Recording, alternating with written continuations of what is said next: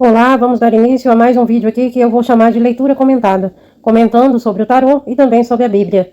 E hoje eu quero falar um pouquinho da conexão que existe entre a sacerdotisa do tarô e o Espírito Santo que aparece nas narrativas bíblicas. E para entender a sacerdotisa como Espírito Santo, precisamos resgatar o conceito arcaico e semântico que foi muitas vezes perdido nas traduções ocidentais.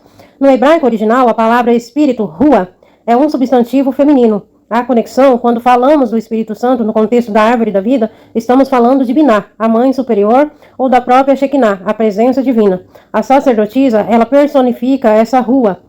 Ela não é fogo ativo masculino, que esse seria o mago, mas o ar que carrega o som. O sopro que fertiliza a matéria, ela é a pomba que paira sobre as águas do Gênesis. Então, quando a gente leva para a árvore da vida, a gente está falando aqui da esfera de número 3, Biná, que é a esfera que dá forma ao mundo, aos mundos inferiores de baixo, tá? Então ela gera Tiferet, que é a imagem e semelhança do Pai. Quando a gente olha a sacerdotisa aqui na árvore da vida, ela é representada aqui pela esfera de Biná. Vamos voltar aqui. Na tradição cabalística, a Shekinah é a face feminina de Deus, que habita entre os homens.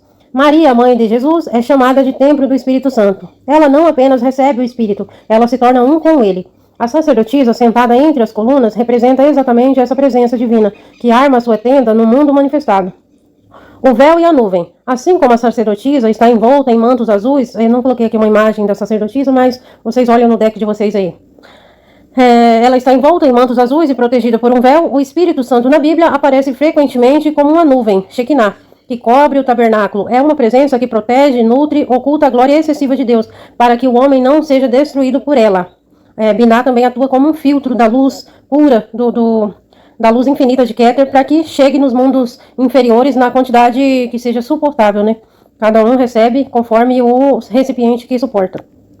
Na cosmogonia, o Espírito Santo é o grande mar de Biná. A sacerdotisa é este mar de memórias e possibilidades. Maria concebe por obra do Espírito Santo. Todo mundo lembra aqui dessa passagem, né? Como é que Maria engravidou.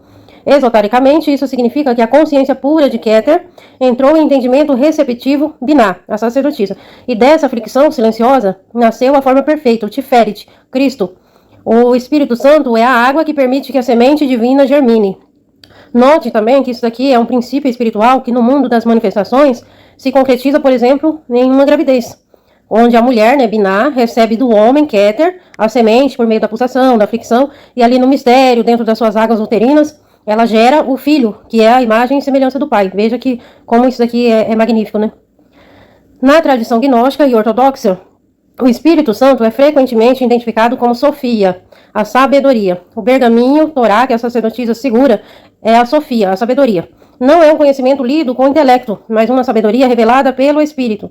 Na liturgia católica, muitas passagens do livro da sabedoria, que fala de uma figura feminina que estava com Deus desde o princípio, são lidas em festas de Maria.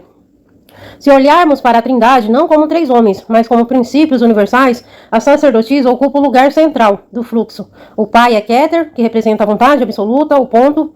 O Espírito Santo é a sacerdotisa, Biná, o espelho, o útero, a memória cósmica, a substância que aceita a vontade superior e absoluta do Pai. O Filho é o Tiferet, o Verbo encarnado, o Sol, a manifestação do equilíbrio entre os dois anteriores.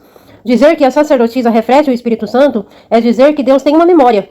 E um Espírito Santo é quem lembra as leis do universo para que elas se repitam. O pergaminho da sacerdotisa, Maria é a personificação humana deste processo. Ela ouve a palavra, guarda-o na memória da sacerdotisa e a manifesta. Na Kabbalah, a Sefirá de Biná é chamada de mar superior. É uma água densa, escura, profunda, que contém todas as formas possíveis, mas ainda não manifestadas. A sacerdotisa, com seu manto azul, que parece fluir como um líquido, representa esse estado. Ela é a água viva em seu estado potencial.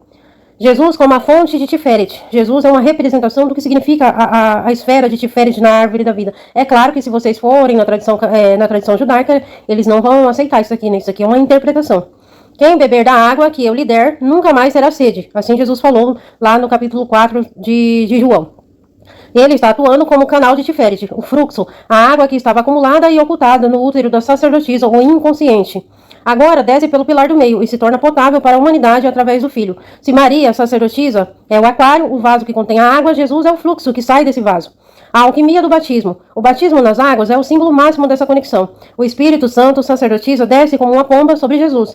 Isso representa a união da sabedoria silenciosa do Arcano 2 com a palavra viva, o Logos. Jesus se torna a água da vida porque ele é o único que atravessou o abismo de Daate, o véu da sacerdotisa, e trouxe o que era invisível para o mundo visível. Podemos definir essa tríade assim: a sacerdotisa igual ao Espírito Santo, igual Maria, e eles representam a matriz, a água que purifica e gesta no silêncio. É o lugar onde a divindade habita.